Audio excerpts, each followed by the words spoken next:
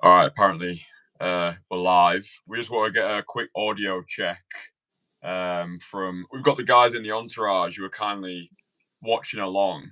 Um, Yes. How are so we yeah, sounding, boys? yeah, hopefully they can give us some real-time audio feedback on if people can actually hear us. Whilst they scramble to give us some feedback. Do you want to just introduce yourself to the people for anybody who doesn't know you? Yeah, absolutely. So, what's going on, boys? My name is Ephraim.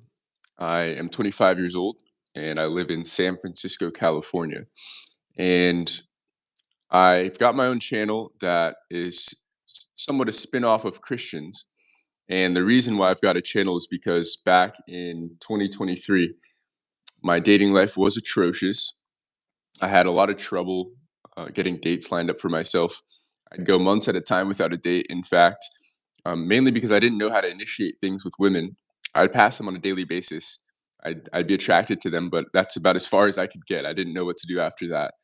So one day I came across one of Christian's videos while doom scrolling YouTube, and I was attracted immediately. Yeah, I was hooked immediately. I liked what I saw. I liked what I heard. I liked the message that he was conveying. One of the main videos that caught my eye was a rejection compilation that he put together, which was so new to me because most of the people in this space in general, I mean, I was new to this space as a whole, but of the few people that I had come across, they were so focused on being perfect and showing the world how great they were. And Christian's approach was different. He was not afraid to show how real this can really get, how difficult this can really be. And so I reached out to Christian. I booked a month immersion with him in Poland. Literally that day, yeah, we booked a call, and the day that we had the call, I booked the immersion with him. I shot over the money, and I booked my plane ticket to Poland. Christian helped me iron out a whole lot of self belief issues.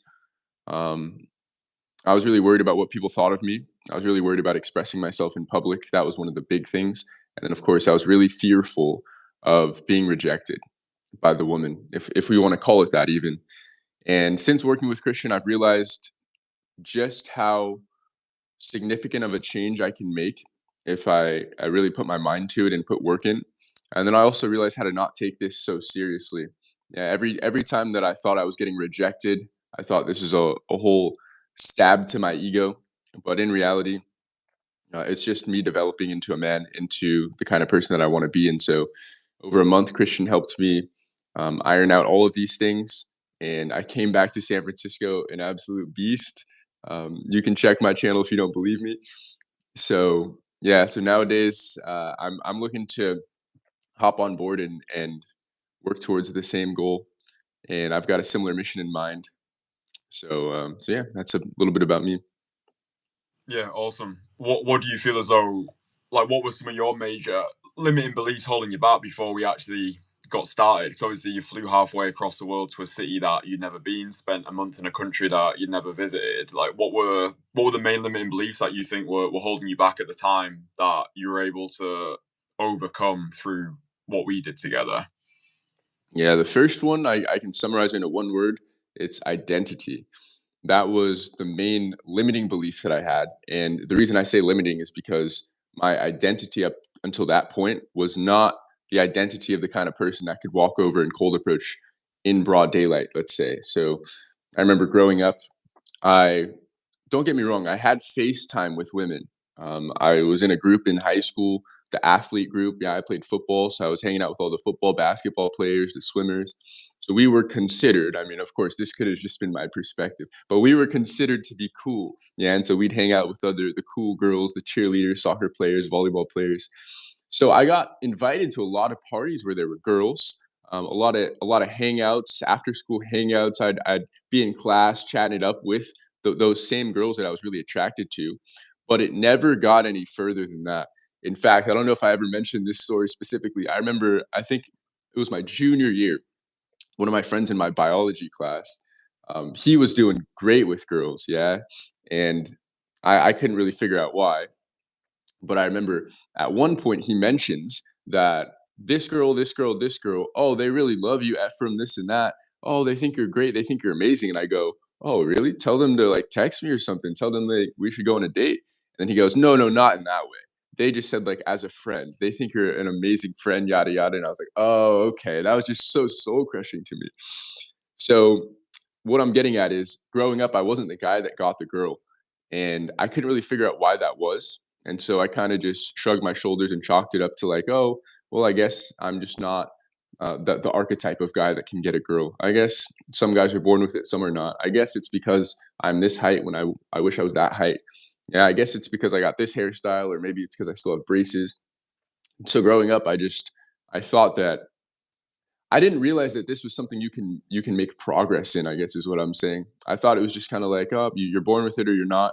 A lot of guys seem to have that mentality of like, oh, this guy's a natural. Everything's so hard for me. If only I didn't have anxiety like this guy, like yada yada.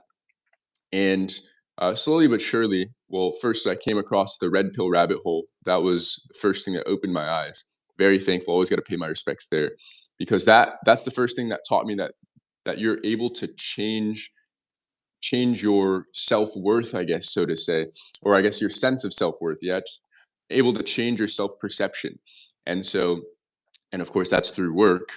But that was the main thing back then that was holding me back, even until I met you in 2023. Was I didn't think that I was the guy that could get the girl. And if you'd say it all the time, belief is reality, right? So what you believe to be true about the world oftentimes becomes true, because you're focusing so much of your mental energy on reinforcing your belief that you find ways to make it make sense. And when I came across your channel, what I saw was somebody, I'd browse through your earlier videos. So what I saw was somebody who was able to change that entire self narrative of themselves, go from someone who objectively was seen as the guy who could not get the girl based on where he was at back in 2021, I think, or 2020, specifically when you started this, to all the way to 2023, just 3 years later.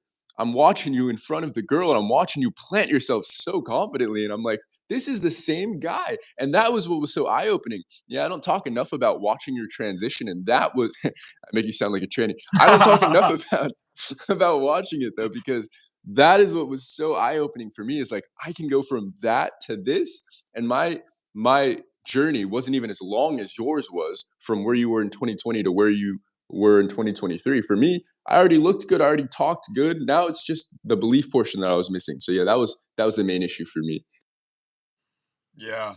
Yeah, that transition was quite painful, especially when it got around the scrotum area. Fuck me. Like turning me into Christian from Christina was a tough ordeal, but I think it's believable. I mean, what do you think I put my most fuckable man course together for? Like the complete roadmap for improving yourself internally and externally. Just get the transition.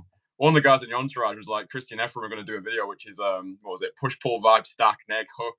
We should do a live stream like that one day, just like a proper like anti discussion about push pull vibe stack. Do you think you've ever push pulled vibed or stacked? I can't say I've done any of the four, honestly. Yeah, Um, I no, think that's if good. I, yeah, I think if I tried, it'd work against me. So no. Yeah, I think we definitely need to start negging more. I've always found that concept to be like really funny. Just like guys walking over, completely just like hating themselves, just like going over with be like, "Hey, you're ugly. Do you want to go get a drink?"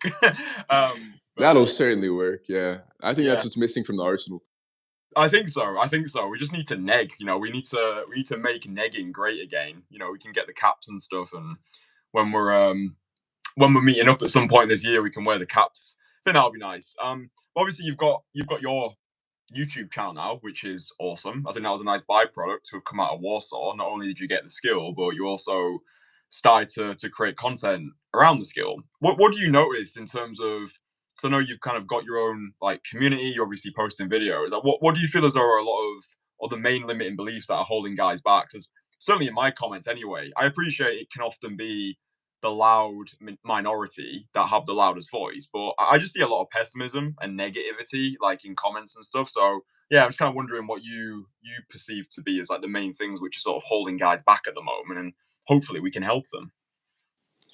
Yeah, I'd say I generalize it as kind of a feeling of helplessness, and they feel inspired to have come across content like mine and yours, but I think that and I don't fault them for this entirely. I think that it is pretty easy to have lived your life, your entire life as the guy who doesn't have much success with girls, and then all of a sudden you see a channel like Christian Casanova or a channel like Pull University, where we're pretty much just saying, all right, get off your ass, you can do this, you can make a change. Like, why are you complaining? Come on, just look, this is what I do. I'm not saying it's easy, but you could do it too. So I think helplessness is like a big umbrella term, and this branches out into a lot of things. So it ends up seeping into like the questions guys ask. Oh, but I'm not this height. Oh, but I don't look as good as you. Oh, but I have this issue with my past. I see all that as kind of like relating to the concept of helplessness. And I'd say I was there at one point too. This was a long time ago though, because going through the intensive sales training that I did, I was in this pyramid scheme. I was doing door to door sales back when I was 14. And so that's where I started out, right? So I'd say, prior to being 14, we could say, yeah, I was in a similar position where I would only be playing Black Ops, Call of Duty, and thinking, oh, I can't do anything with my life. But then when I did come across things like sports, things like selling things door to door, I did notice changes in myself and I could recognize, oh, wow, I'm not the most socially capable person. Oh, wow, I freeze up every time I'm in a social situation. But doing these door to door sales have certainly helped. Oh, but I'm able to communicate my thoughts a lot better now that I've done this, now that I've been a part of a pyramid scheme, for example, or the football example. Oh, I'm actually able to make friends when I go and I join a team, I join a network, and I do something a little more difficult. And now all of a sudden I've got friends and we're fighting towards a common goal, right? My teammates. And so I kind of abandoned the idea of helplessness pretty early on in life, which is why I think I got such a big head start in this space specifically. Because if I had gone the first 23 years thinking that I was a piece of shit, well, I don't think it'd have been a 1 month turnaround in Warsaw that would have solved my issue like it did with you. So there was a lot of groundwork being put in. So I kind of look at the guys in my community and I wonder just how many of them still are in that space that I was in way back when, over 10 years ago, where I thought there's no way I could ever be good with girls. And to be fair, I felt a little bit of that when I was 15, 16 in high school, seeing all my friends get girlfriends, but I couldn't get the girlfriend. So maybe we could say closer to like high school age is when I kind of got out of that officially, that mind space. But I just wonder how many of the guys in the comment section or even just the viewers that are watching are still in that space where they wake up, they watch my video and they think, yeah, good for you, guy, but I'm nowhere near your level. Oh, I don't have the genetic luck that you had. Oh, you're a little taller than me. Oh, this and that. And just for the record, I'm not a tall guy, but I'd say that's the main problem that guys are facing. Yeah, just this sense of helplessness, that they can't fix their situation or improve their situation, and so, like we talked about earlier, it's kind of easy to just reinforce that narrative, find reasons why you're helpless, find reasons why you can't improve yourself in your dating life, and it kind of just snowballs into a dissatisfying life overall, in my opinion. What do you think? Yeah, I think in terms of any transformation, I think ego is the enemy. So I think like when you come across content, like say somebody watches my content from 4 years ago, for example, it almost doesn't give them the permission that they want to make an excuse because it's like, I really did start at ground zero. I think when the evidence is there, it does threaten people's identity because it actually shows them that change is possible. But then they realize that change is scary, like growth is scary because it requires a complete overhaul of everything that you're doing. And I actually think it's why it takes a certain person to reach out for help slash coaching in the first place. Because I think for a lot of people, they know that they're fucking up. But I think the scary part about coaching is there's nowhere to hide because you've actually got somebody who shines a spotlight up to what you're doing. I think for a lot of people, that is very confronting. I remember when I started dropping some serious cash into mentorship and coaching and networks. I remember when I was in Dubai last year, going to the $15,000 3-day event. It actually feels scary to walk into a room like that. Like the voices that were going on in my head were like, "Oh, you don't deserve to be here. Know your place. All these people are better than you." And I think with every with every improvement that we want to make, we have to sacrifice the identity, like shedding the skin in essence. I think that's scary for a lot of people because what you're basically asking somebody to do is surrender everything they believe, all of the things that they've done, and you're forcing them to actually grow into a new person. And I do think that's a scary step for a lot of people. Like if people are not used to being called out on their bullshit, I think it's easy now to actually just be an average dude.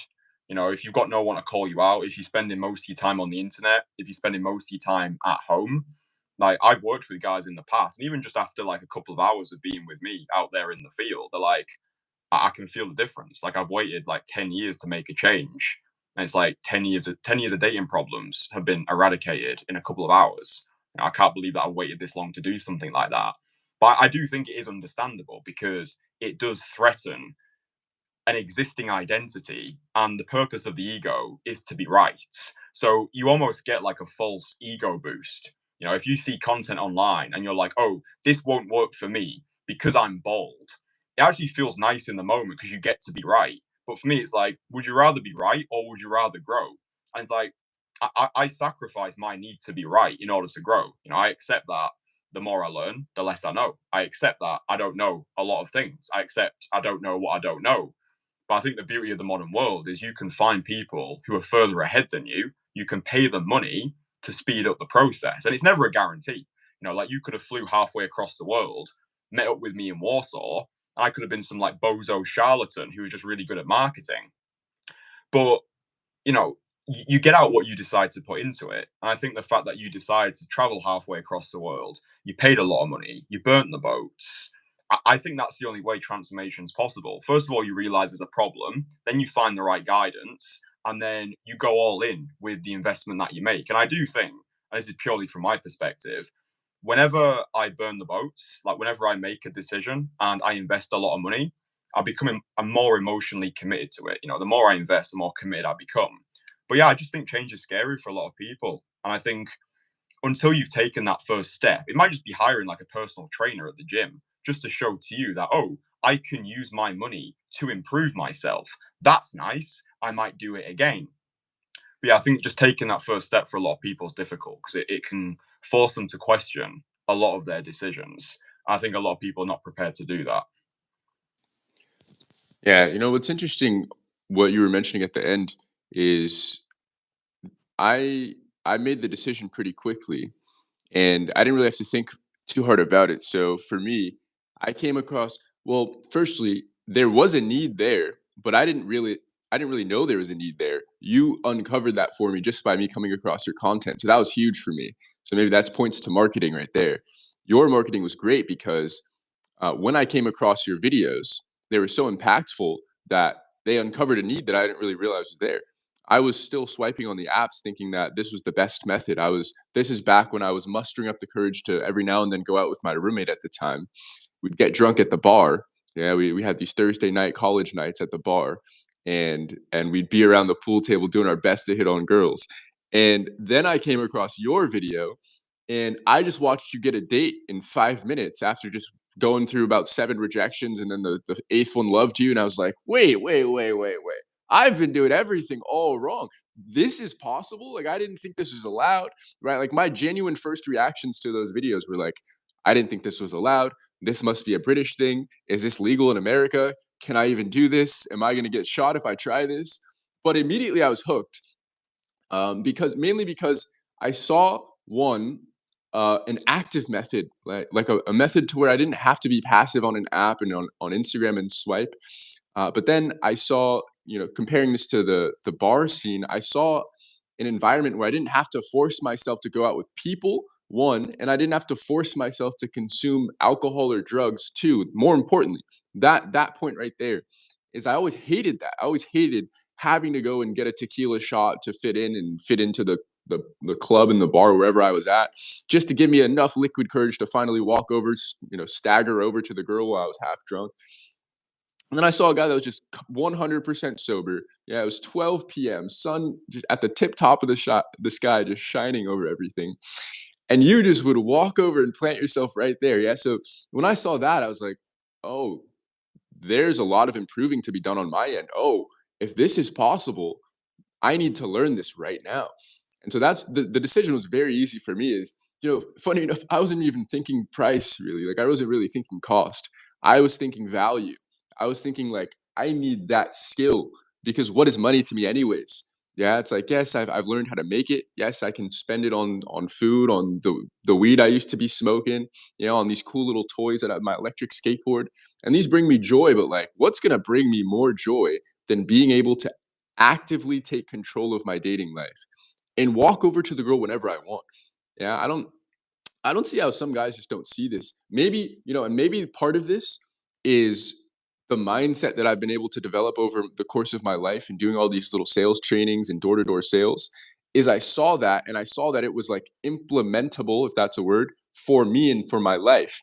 Whereas maybe a lot of guys see this and they think, one, this is fake, or two, this is just way over my head. I could never even try something like this. I'm way too far. But I saw it and I looked at myself in the mirror and I looked back at Christian and I was like, we look opposite of each other, but we both look good. Yeah, I looked at myself in the mirror. I looked at the look that I'd concocted at that point. I was like, oh, I got a decent style. If he can get results doing this, why couldn't I? If I just did the same steps as he did, certainly I can get some sort of a result from this. And so I was just like I had struck gold when I came across your content. Yeah, I just saw dollar signs, heart signs. I was like, whoa, this can change my dating life right here. And yeah, I just remember I reached out so quickly. Yeah, I came across your content. I reached out day of, if not the next day, and then we had the immersion scheduled so quickly. So, but yeah, to once again though, to your point, you're right because a lot of this had to do with the fact that I had been able to drop my ego a long, long time ago.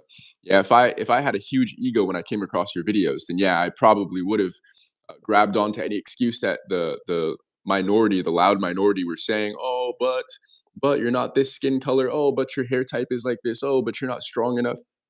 But yeah, I'd kind of just I'd ironed all of that out as far as that level of self-doubt. Yeah, I still had self-doubt when it came to walking over to the girl, but not when it came to just myself overall and just being like a force in the world. And so, yeah, I had the confidence to reach out, but that's because I had dropped my ego a long, long time ago, thanks to the sales training. So yeah, that's a great point. I guess it does come back to big ego for a lot of guys. Yeah. Yeah, and I think when it comes to making some form of transformation, there's like different layers that people have to uncover. So something with like cold approach, for example, it's like usually the first thing that goes through people's minds is, will this work? Right? That's usually where most people stop. Most people have this like knee-jerk reaction, like, oh, cold approach doesn't work. Wherever they get their evidence for that, I don't know. Maybe they went out one day, one time, gave a woman a half-assed compliment, she looked at them a bit weird, and then they made the decision in their mind that this doesn't work. But then, like a layer deeper than that is, okay, I believe this can work, but can it work for me?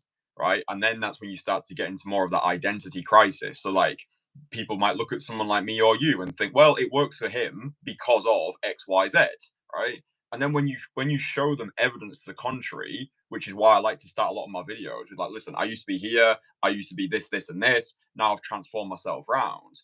I think then it becomes a trust issue with people, not trust at me, but they don't trust themselves to make the change. And I think a big part of why people don't reach out for help is because they're scared of getting it wrong. Like they're scared of looking stupid.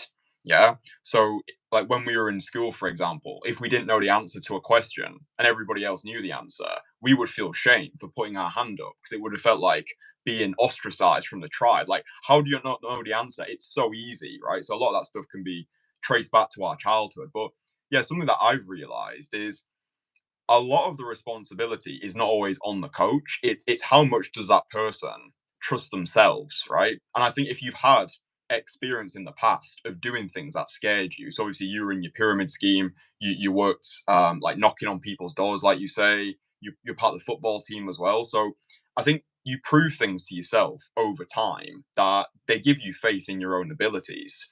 But I do think a big reason why guys don't overcome these negative beliefs is because they don't have enough faith in their own capabilities.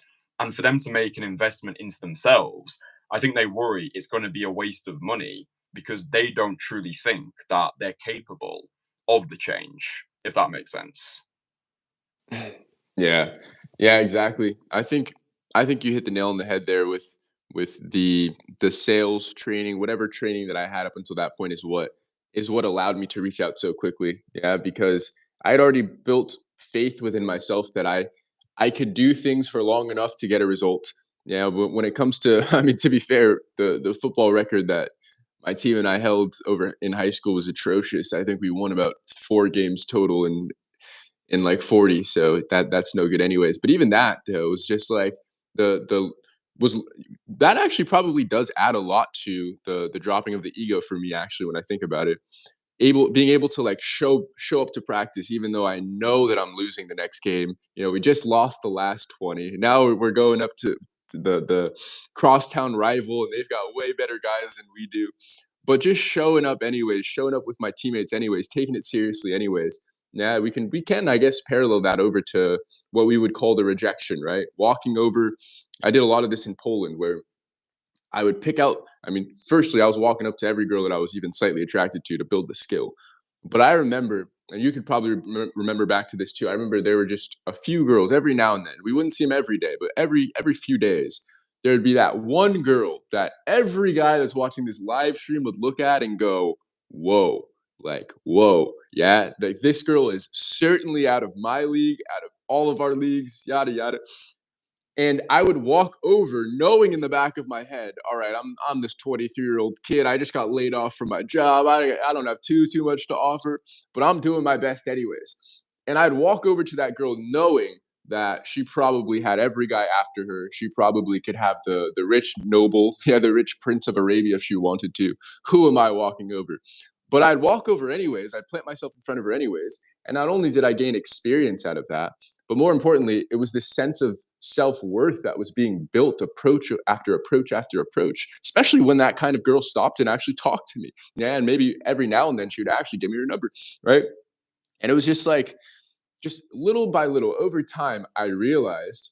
I mean, firstly, I had to learn that women would respond positively to this act as a whole.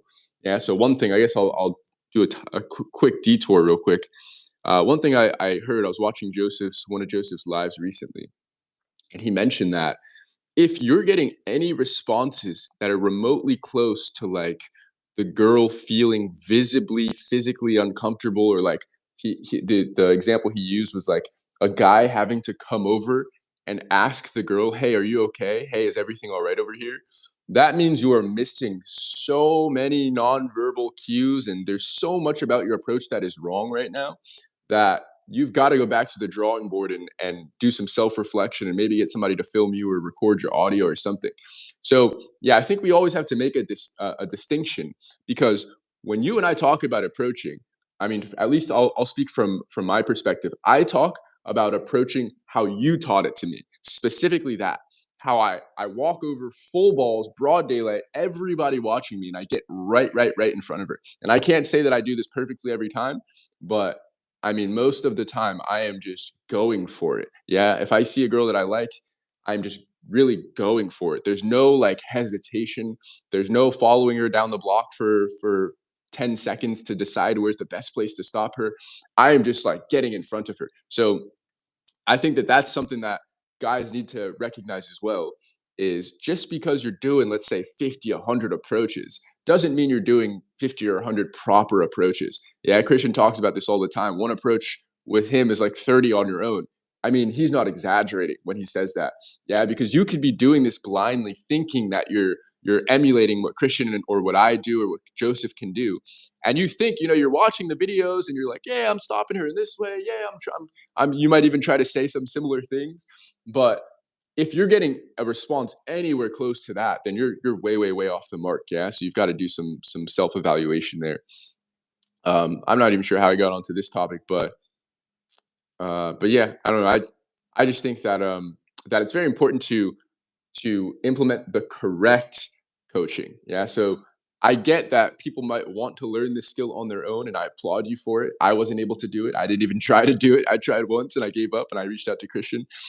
But it's important that you recognize that if you have not been coached in this space, yeah, not saying you got to reach out to Christian, But if you have not had any guidance in this space and you're looking to get similar results to what Kristian can do, let's say, when you watch his infields, realize that as close as you might think you are to Kristian's approach, Kristian's approach to life, Kristian's approach to the girl, you are probably really, really, really far off the mark and you don't realize it because you can't realize it, right? You can't possibly actually see yourself from the third person in these conversations like a coach would do when watching you, when coaching you through the skill set.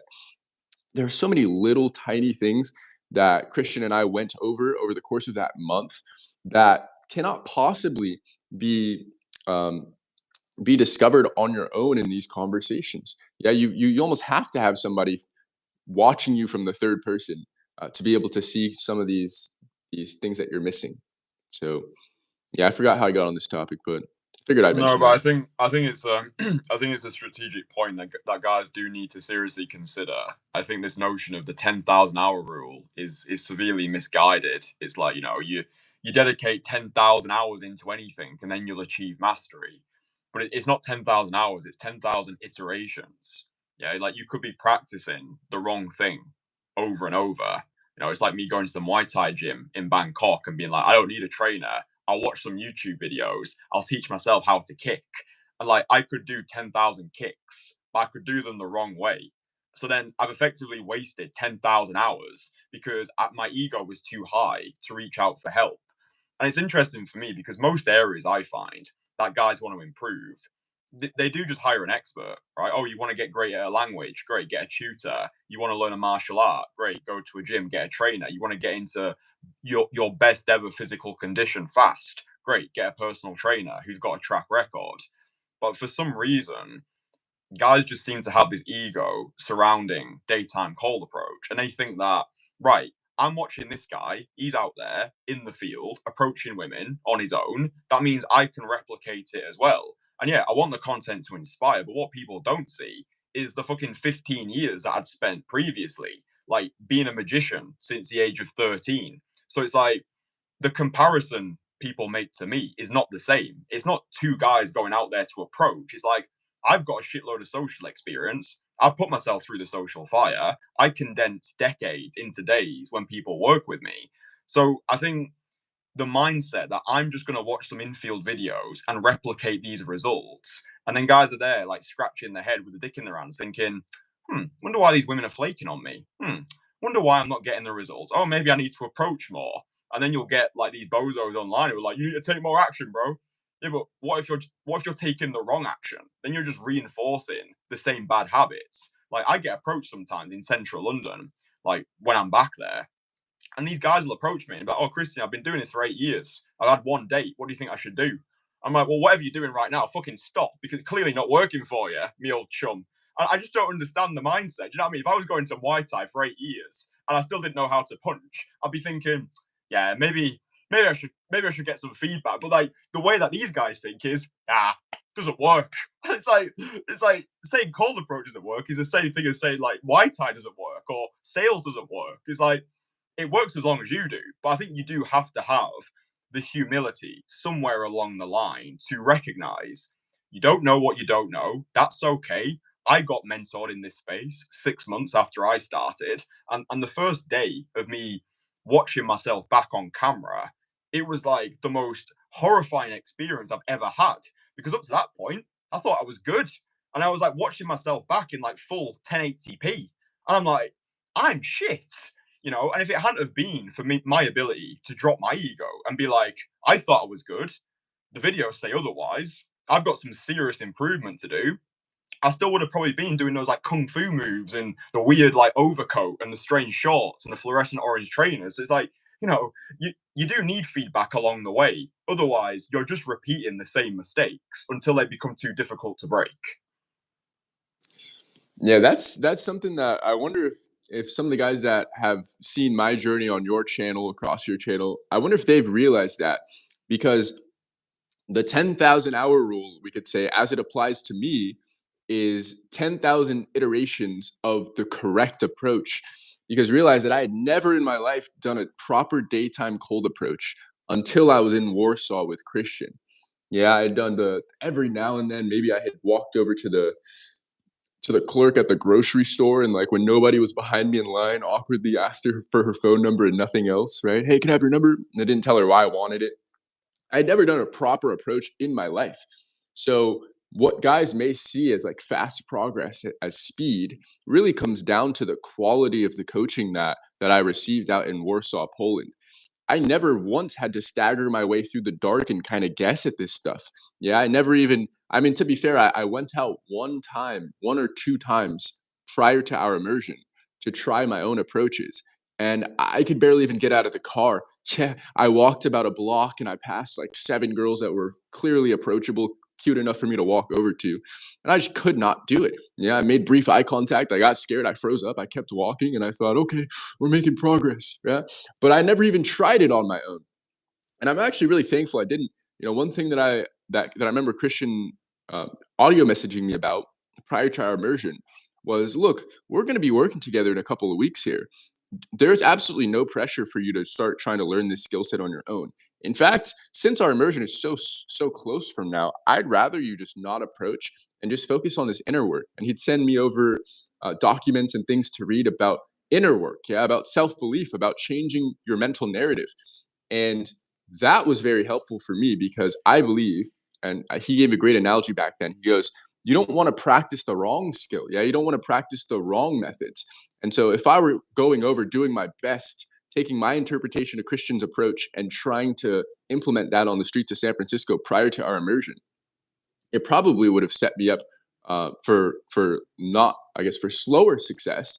Because when we were in Warsaw, we would have had to undo the things that would have already been doing wrong. But it was great because as soon as I landed in Warsaw, I was just a clean slate. I had never done an approach, and so Christian was able to mold me from that point on and go, all right, this is how we're going to do it. Yeah, and so my first ever approach was under Christian's guidance. And don't get me wrong, it was still atrocious. Yeah, I still had so much work to do. I was still so nervous when walking over there. But at the very least, I wasn't doing, like, I didn't have bad habits that I was continuing to do out there. And I think that just helped me out and expedited the whole process for me. So yeah, that's why you might watch the journey, even if you go back to our Warsaw videos. It's crazy that was like 2 years ago now. But if you were to go back and watch those, you would see like the first ever video that we recorded, I think was on like day 4 or 5, after I had already pretty much nailed down the first half of the skill set. And so you might see a guy that landed in Warsaw, let's say April 20th, and then by April 25th was already like pretty solid at the approach and go, oh, he's got something that I don't. Oh, he was lucky. He was born with this skill, that skill. But really, what you're seeing is somebody that had already gotten over the majority of their self fear when it comes to the sales process of knocking on doors, of getting in front of business owners and trying to sell them a product, of getting in front of lawyers and trying to recruit them into a pyramid scheme. So you were seeing like that level of confidence, and then you're seeing it paired with elite level coaching. Yeah, recognize this. I don't think we use the terminology enough because I'll be on LinkedIn or going through this sales course. Once again, I'm investing. Another example of me investing into my future by purchasing coaching is I bought a software sales course because I want to take my career in that direction, get a remote job there. So just that's a side note. But I noticed that these industries are really good at like, what's a good word? I guess pedestalizing whatever skill set they're teaching by using all of these verbose technical terms. And we don't do that enough with this space, I'd say, because when you look at what they're packaging and selling versus the service that Christian is providing, it's actually insane, the value difference. Yeah, it's like this software company, don't get me wrong, I get it, right? It's valuable, but you look at what they're actually solving. It's like they're solving this one section of this one problem for this one big company, which is why they can charge hundreds of thousands of dollars for the software. And maybe it's a subscription model, so that's why they're getting money over and over each month. And they're great at copywriting. Yeah, so they have these data scientists gathering the correct terms to use on the marketing campaigns, and they make it seem so shiny, and they have the splash page looking so nice for the software. But I don't think we do enough of that here because this is truly elite level coaching that you're getting when you reach out and work with Christian. Yeah, it's just hard to understand it because you can't really put this into a box. Yeah, you can't really just label this as like, oh, this is software. I know what I can expect from software. I know the industry standard for software, but that's not the case. This is such a different skill set. It's so weird to try to describe it and put it into a box. But yeah, that's the best way I can put it. Really, what you are getting is very elite, tailored coaching to the specific situation that you're in, and learning how to systematically overcome each and every fear that you hold right now. That's what Kristian helped me with. Yeah. So going back to what I was saying earlier, part of the reason why the progress on my end it seemed so immediate is because for me, I had already knocked down a lot of the stuff that guys that reach out to Kristian or guys that'll reach out to me in my community, they're still struggling with. Yeah, they still have yet to get over the ability to speak with people in public in general. Yeah, let alone the pretty girl. They're still scared to initiate conversation with anybody. Where at least I was able to do that in bars and stuff and speak to people, and I'd been in sales for a while, so that I had already been able to form sentences decently. So by the time I got to Kristian, I was like 95% of the way there. I mean, don't get me wrong, I'm exaggerating a bit because I've already grown a ton from since I worked with Kristian, and I've got plenty of room left for growing still. But by that point, when it comes as it relates to the necessities for cold approach, the essentials that you need to be able to find success with this skill, I was already like 95% of the way there. But the huge 5%, which actually accounted for like 50 to 60% of what I was missing, was the belief that I was actually able to walk over to the girl and that it was okay if I walked over and the girl didn't like me, and that it was okay that and or more specifically, to be able to accept that not every girl was going to like me, like all of these little areas, that's what I was missing. But I call them little percentage wise, but actually, like, it's huge. Yeah. It's like the scale is not equally weighted. And these little areas weighed a ton because although I was 95% of the way there, I looked good, I sounded good, I dressed good. I already had a decent social group going. I could already go out and be social. Let's say 95% of the way there, my dating life still sucked. Still, oh, not to mention I was working making 115 grand a year at 22, 23 years old. My dating life was still god awful. Yeah, so it doesn't matter how close to the mark you are. If you're missing this skill set, you're actually missing 80-90% of what it actually takes to have a rock solid dating life. And this is coming from a guy who had tried the tactics, yeah, who had tried searching on YouTube how to structure your dating profile pictures to maximize results. Yeah, what is the perfect opening line to text a girl on Tinder? This is coming from a guy who had gone down the red pill rabbit hole and learned what a choosing signal is, how to get choosing signals. Oh my God, how to look smacks and walk over to the girl at the bar, whatever. I studied this stuff extensively, and still I was missing pretty much everything, in my opinion, when it comes to this skill set. So yeah, I don't know. I'm tangenting. This skill it accounts for a lot more than you probably realize because it represents initiation. It represents man taking action, which is it's sad to say that's not commonplace anymore because 20, 30 years ago, that was just normal. It was normal to walk over to the girl at the grocery store. That was how else are you going to meet her? Yeah, there's no internet. Internet doesn't exist. How else are you going to meet the girl? Yeah, it was normal to initiate conversations with a woman that you were attracted to 30, 40 years ago. Yeah, my dad's got loads of stories about this, right? But nowadays, it's just the craziest thing. Nowadays, guys will watch my infields and wonder if it's real. Like how how far have we strayed from reality? If you think about that, guys will. I mean, I watched Kristian's infields, and my first reaction was, "Is this real?" Like that's so insane to me. How far have we strayed? It's crazy. So yeah, this skill set is amazing.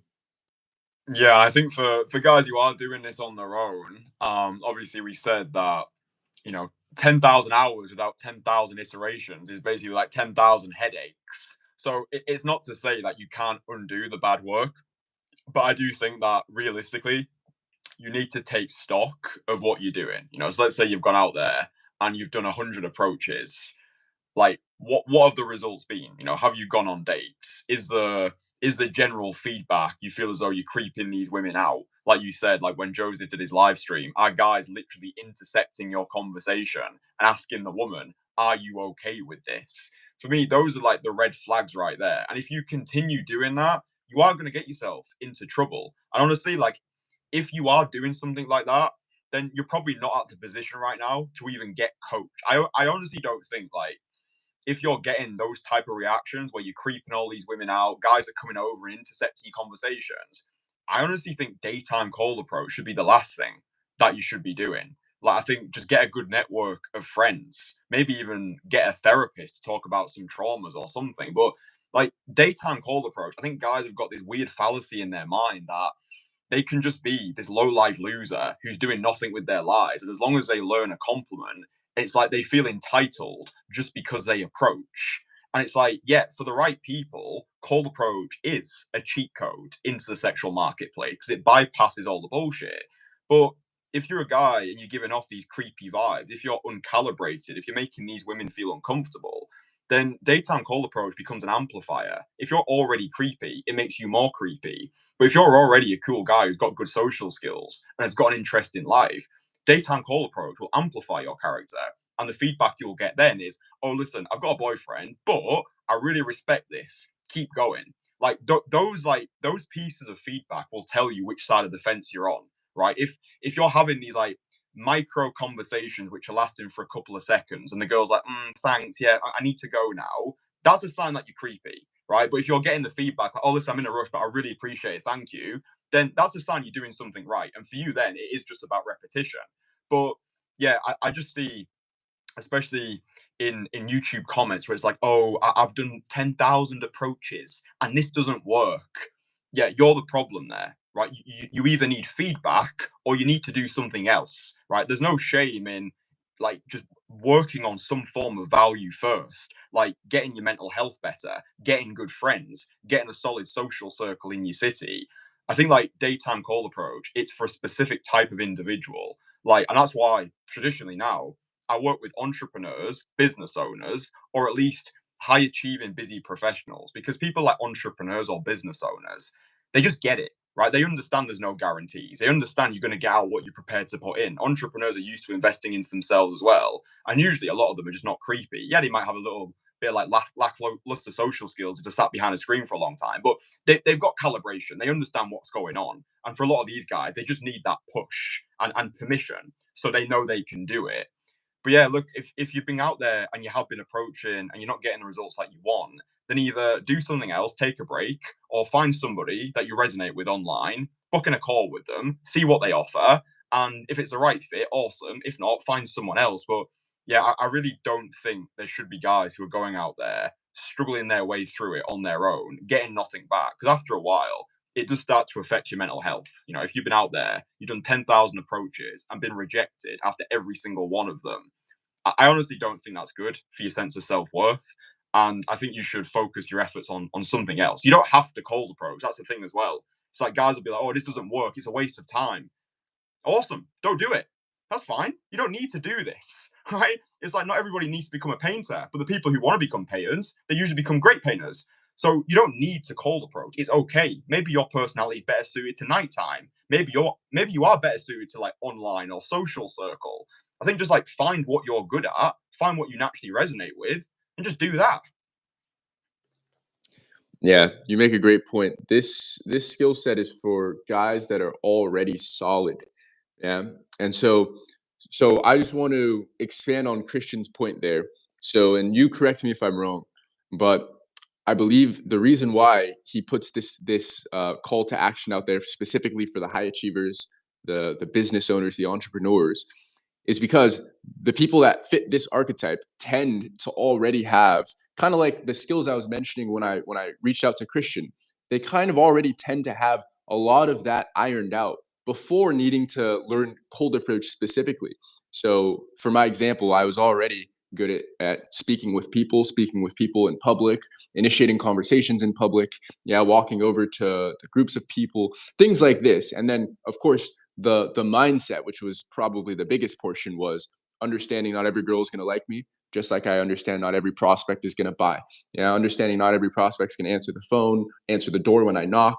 That same mentality was already very deeply ingrained into my mind, as it is for a lot of entrepreneurs, because they've learned to deal with rejection in terms of business and stuff. So if I'm on track there, then I want to make a point that yes, this is for the solid individual, but recognize that we were not plopped on this earth as the solid individual. Yeah. So he's using these terms to filter out the guys that don't fit this criteria, mainly because you're not ready to be coached yet. That doesn't mean you'll never be ready to be coached. That doesn't mean you'll always suck at this skill set and always get these results where you're creeping the girl out. I agree. Stop doing this right now.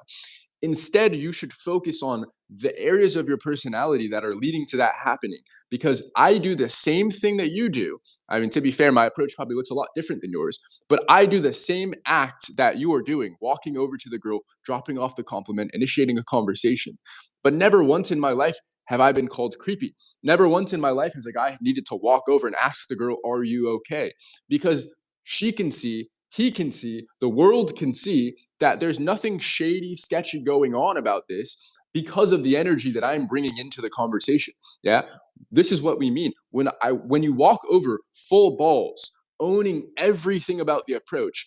That is when you get neutral to positive results. Yeah, neutral just meaning, or even positive, meaning the girl thanks you for the approach, thanks you for the compliment, and then gives you a reason why the conversation needs to end. Oh, sorry, I'm married, etc. Yeah. So we label these terms rejection. In reality, I mean, you couldn't have had the girl anyway. She got a ring on her finger, right? But the reason why I don't get any of these results is not because I'm better than you. It's not because you were born creepy and I'm not creepy and I'm smooth and you're not smooth. It's because I've worked on these areas of my life that lead to the approach that come out when I'm in front of the girl speaking to her. Yeah, it's like the pace at which I speak. That's something I worked on. Yeah, I worked on that specifically at one point in my life. Yeah, the inflections of my voice, not sounding like a monotone serial killer when I'm in front of the girl. I've worked on that, right? That's something that I intentionally worked on. So while you, the guy that's being called creepy, was probably in a dungeon, yeah, mom's basement playing Xbox, I was out knocking on doors. I was out in front of what we would say important decision makers, yeah, trying to sell them a product. I was doing things, putting in reps that still to this day are somewhere buried, nested inside of my central nervous system, that I can recall when I'm in front of the girl. I can recall how I felt. I can recall what I did to get success in that interaction, and I can bring that out to the surface. And this is not happening consciously, right? This is just something that's embedded in my psyche somewhere, and I just know what to do now. Yeah, so guys see it, they think smooth, they think natural, they think this guy has it all. He was born this way. He knows what he's doing.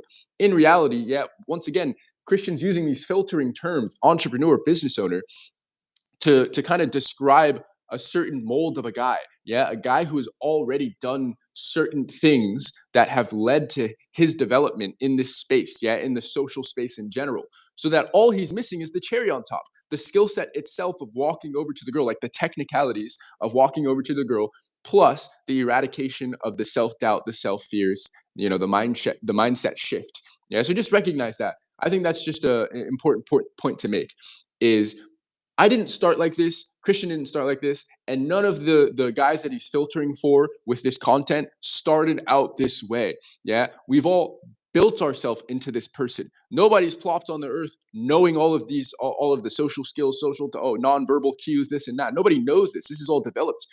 I just happened to have done it young. Kristian just happened to have done it young, right? He was a magician. He had to grasp whether or not people were engaged while he's doing magic tricks right in front of them. While he's got the bloke trying to ruin his trick, and he's got the drunk guy trying to tell him, "Oh, actually, show us this trick," right? So he was like balancing all this stuff.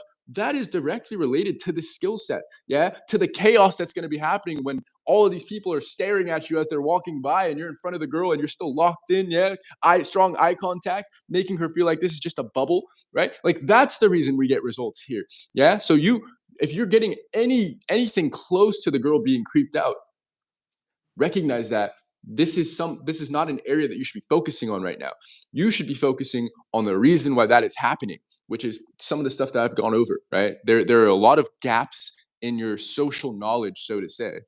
And this is only fixed through action. No amount of reading got me this kind of a lifestyle. Yeah. No amount of YouTube videos, binge watching YouTube videos got me this lifestyle. It was about speaking with people day in and day out, learning about the social cues, right? To the point where now I don't even have to call them out or think about them. This is just how This is how I interact. Now I'm in front of the girl and I use the hand motions and I have this fun voice, or sometimes I have a more somber voice, but it's still comforting. Yeah, it's still calming and soothing to the girl. The girl still feels the invitational energy rather than the needy, oh my God, I need you kind of an energy that you may be giving off, which is why you might be getting this kind of creeped out reactions, right? So this is what we mean. You don't need to learn this skill set at all. If you're a person that thinks it doesn't work, just leave. Yeah, that's easy enough, right? But two, you don't need to like, this isn't a magic bullet. Yeah, it's not like learn cold approach, learn a few lines, walk over to the girl 100 million times, and then you're good. Yeah, I've got a few guys in my community. I love the action that they take, but it's similar to what Kristian is saying, where day in and day out and day in and day out, it's like, all right, 9 approaches, 9 rejections. All right, I walked over all these girls, none of them liked me. All right, this girl looked right back at her phone when I walked over. And sometimes I just get in the comments or I do a live stream and I go, I don't get these reactions. Yeah. And it's not because of my beard. And it's not because you think I'm looks max. And it's not because I'm 2 inches taller than you. I don't get these reactions because my approach looks different than your approach. Yeah. So you might think that you're doing everything that I'm doing, but there's a reason why when I walk in front of the girl, she doesn't just look back down at her phone and keep walking. I mean, maybe every 1 in 100 girls that I've approached does something like that, right?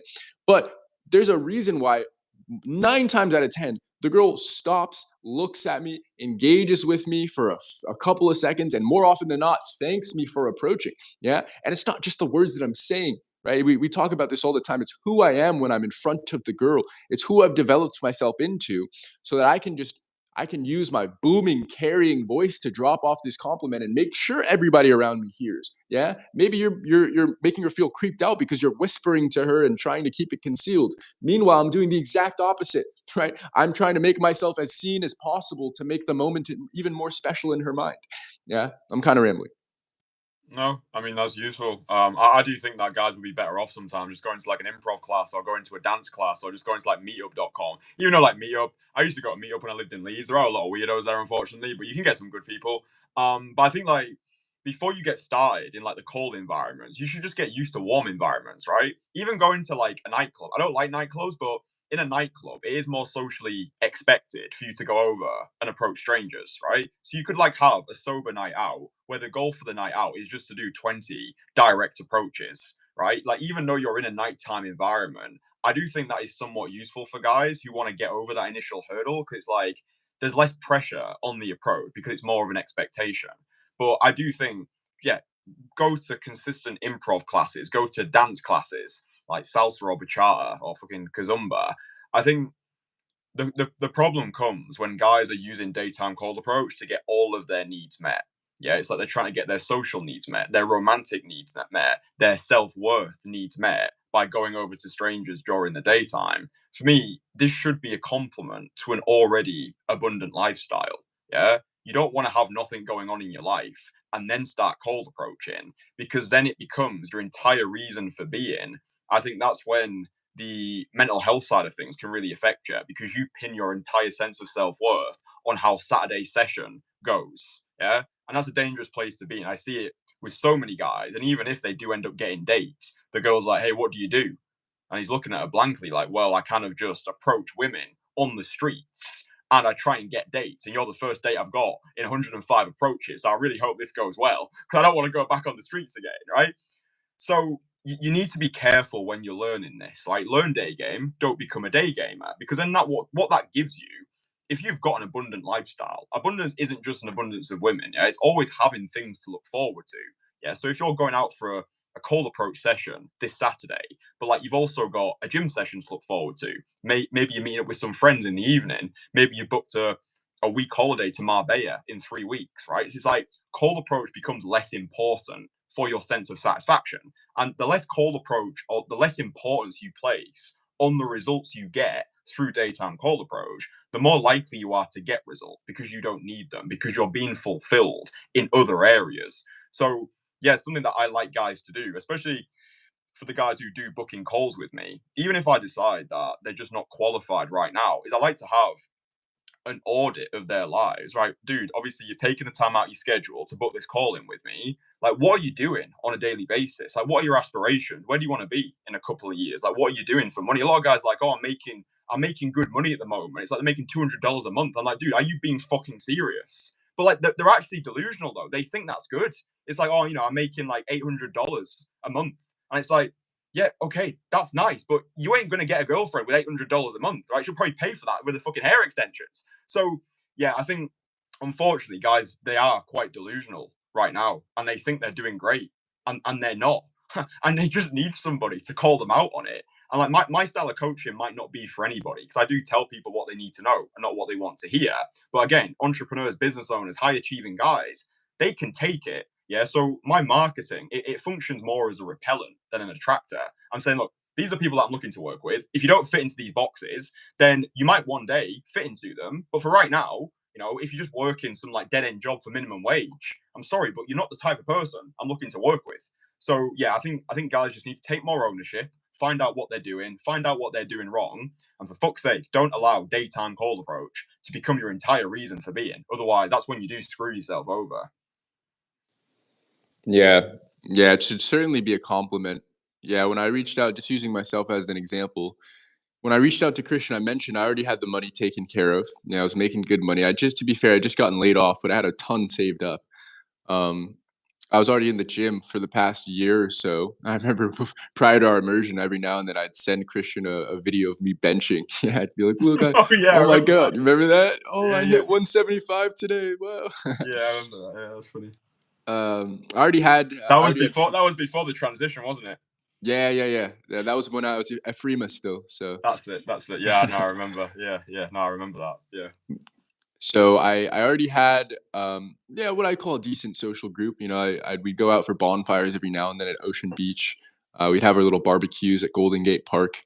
We'd play spike ball every Thursday, at this turf field. So I already had that taken care of.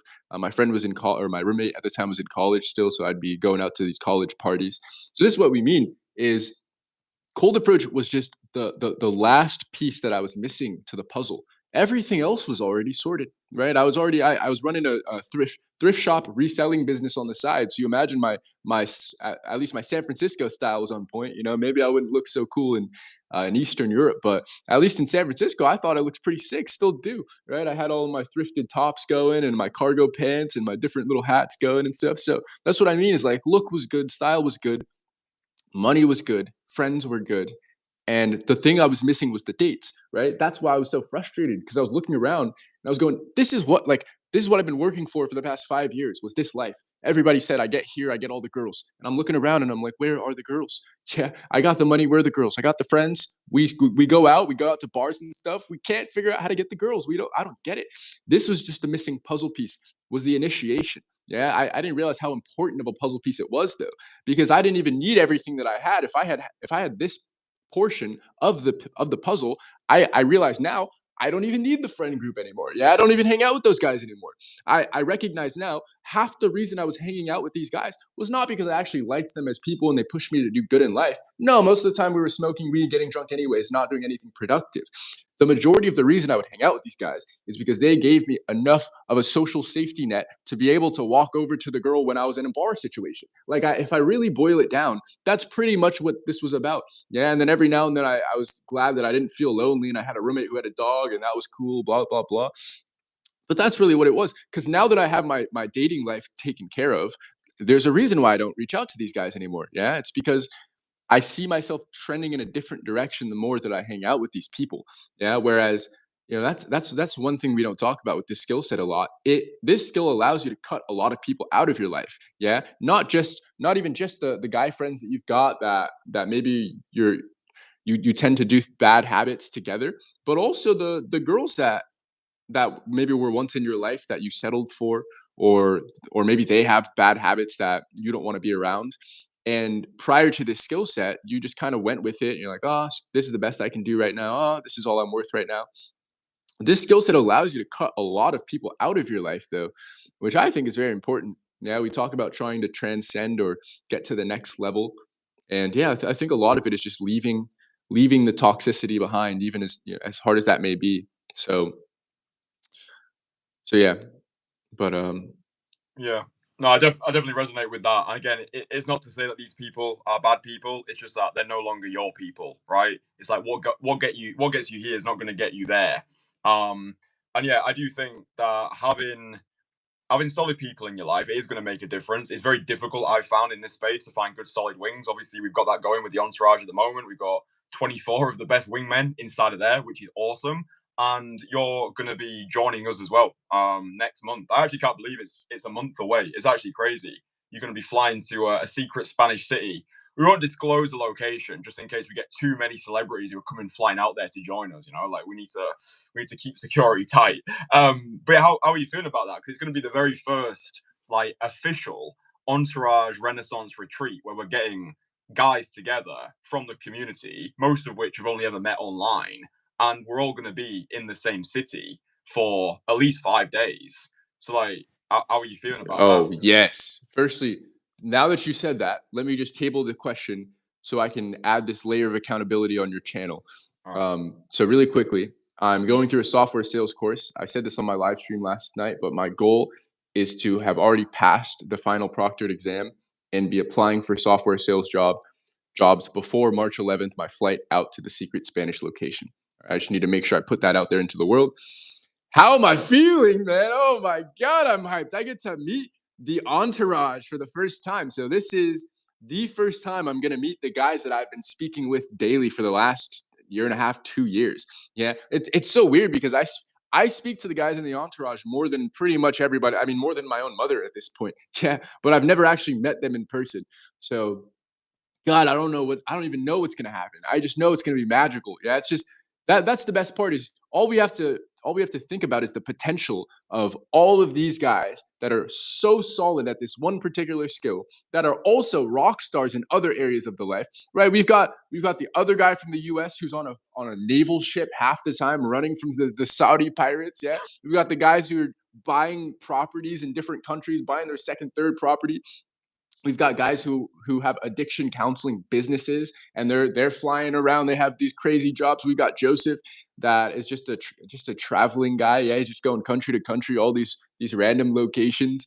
Yeah, the Balkans and just making things happen. Then he's in Latin America the next month. Yeah, and then of course Iceman. I'm not even sure if he's making it out, but if he is, we got Iceman there. It's like I'm excited to meet all of these guys that I've been speaking with for the past 2 years that have been encouraging me on this journey. Yeah, that I've been helping out on their journey and seeing them blossom. Yeah, from the scared guy that I was before working with Kristian, watching them go through their immersion. Yeah, just pumping them with encouragement throughout their immersion, and then just watching them blossom. And now they're making me look bad with the results they're getting, and I'm like, oh, this is insane. Yeah, this guy passed me up, no problem. Like that, I'm just so excited to meet everybody. Yeah, and just to see what happens when all of us come into one city together, one environment, get around a table together, and just what discussions come up. Yeah, what topics come up. What I'm sure something just life changing is gonna come from this trip. Yeah, and then not to mention, I'll be bringing my content equipment with me as well. So I'm excited to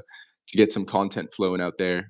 Who knows what kind of videos we'll make? Who knows what topics they'll be about? But I'm sure they'll be helpful. So yeah, I can be more excited. I got everything booked, flights booked, Airbnb is booked, and then I plan on just bringing a small duffel bag. I remember in Poland, I learned this from you. I remember in Poland, I showed up with like this gigantic suitcase with like 4 pairs of everything, and then I remember when we were splitting an Uber back to the airport. Firstly, I took Kristian to the wrong airport. That was hilarious. I didn't know there's 2 airports in Warsaw. I was like, small city, it can't be more than one airport, right?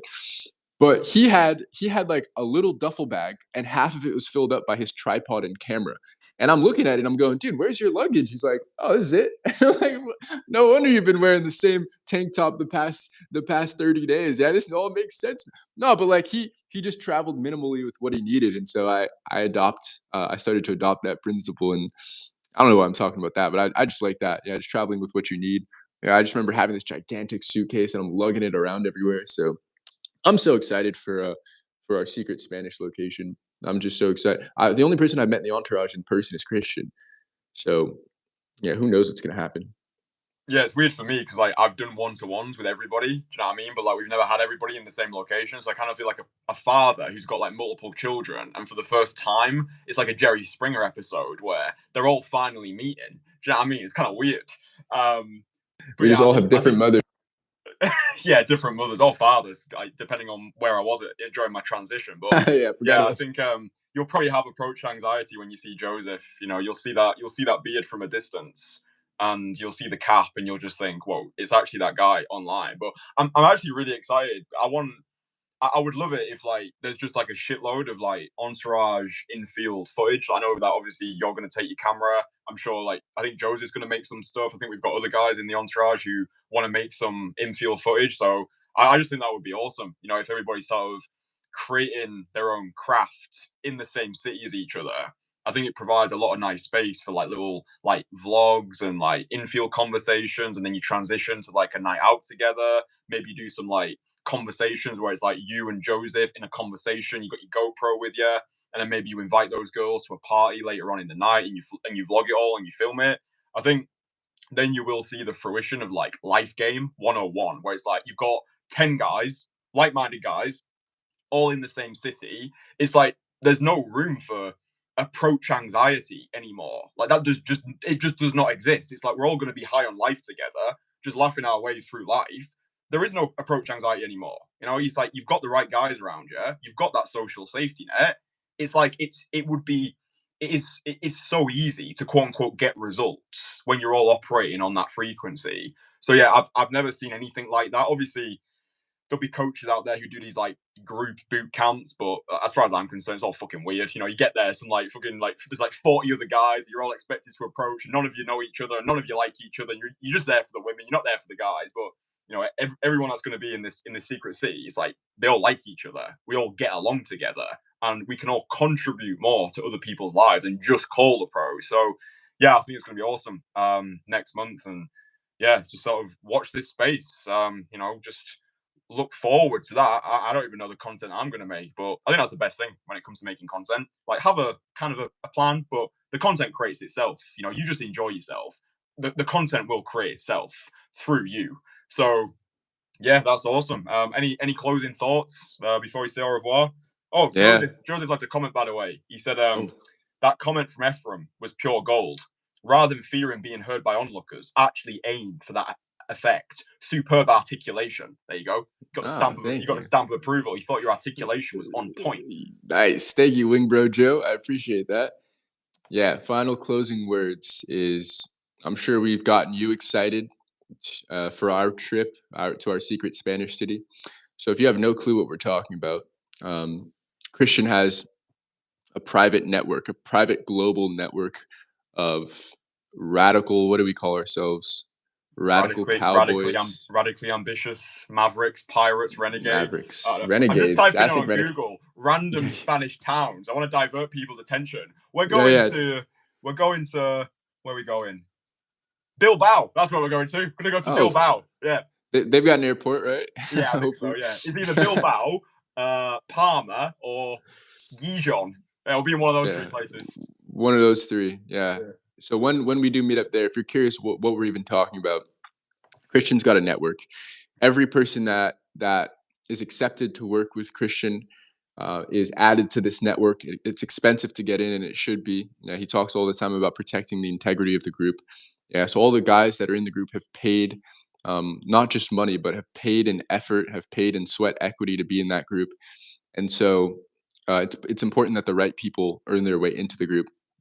And if you want to get into the group, Christian will let you know how to do that. But yeah, it's gonna take the right kind of person, yeah, to be accepted in and be accepted into the group as a whole. Yeah, not just to have your name entered into the chat, but to also gain the respect and the approval of the guys in the chat. That's big too. Yeah, I think that's even more valuable. So yeah, I just recommend that if you're struggling at all in this space, and you know that you fit the archetype of what we've been talking about on this live stream, the person that's already put in the work, they're just missing that one puzzle piece of actually being able to initiate conversation with the girl, then I'd highly recommend reaching out to Christian.